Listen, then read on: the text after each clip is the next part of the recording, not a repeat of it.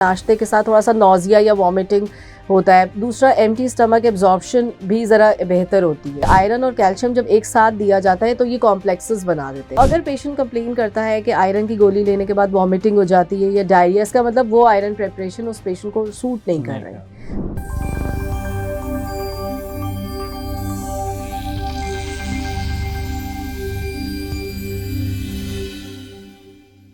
Ma'am जिस तरीके से कहते हैं कि आपने अगर सुबह आयरन लिया तो साथ उसके कैल्शियम ना लें, बिल्कुल, थोड़ा सा गैप कर लें। हाँ।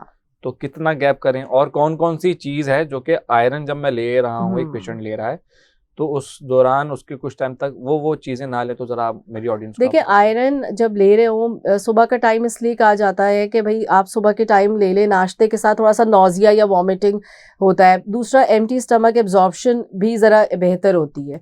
कैल्शियम के साथ पेशेंट्स को हम इसलिए मना कर रहे होते हैं क्योंकि आयरन और कैल्शियम जब एक साथ दिया जाता है तो ये कॉम्प्लेक्सेस बना देते हैं और फिर ये बॉडी के अंदर एब्जॉर्ब नहीं होता। बेसिकली वो उसकी एब्जॉर्प्शन को प्रिवेंट कर रहे होते हैं। अच्छा, बिल्कुल। तो अगर आप मरीज तो आपको कहेगा कि मैं तो आयरन भी बाकायदगी से ले रहा हूँ, कैल्शियम भी, लेकिन जब आप महीने भर बाद उसका टेस्ट कराएंगे तो वो उतने का उतना ही होगा, ना बेहतरी कोई नहीं आएगी।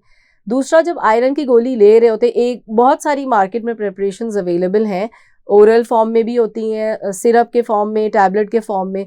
तो अगर पेशेंट कंप्लेन करता है कि आयरन की गोली लेने के बाद वॉमिटिंग हो जाती है या डायरिया, इसका मतलब वो आयरन प्रिपरेशन उस पेशेंट को सूट नहीं कर रही।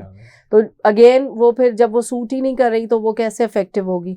दूसरा, अगर कॉफ़ी या चाय इसके साथ लिया जाए तो अगेन, या दूध के साथ, ये हमारे यहाँ एक नॉर्मल बड़ा कॉन्सेप्ट है ना, मरीज के दूध के साथ हर दवा लेनी होती है। तो दूध के भी साथ अगर लेंगे, दूध में अगेन कैल्शियम होता है तो वो उसकी एब्जॉर्प्शन को प्रिवेंट कर देगा, तो वो फायदा कोई खास नहीं होगा पेशेंट को।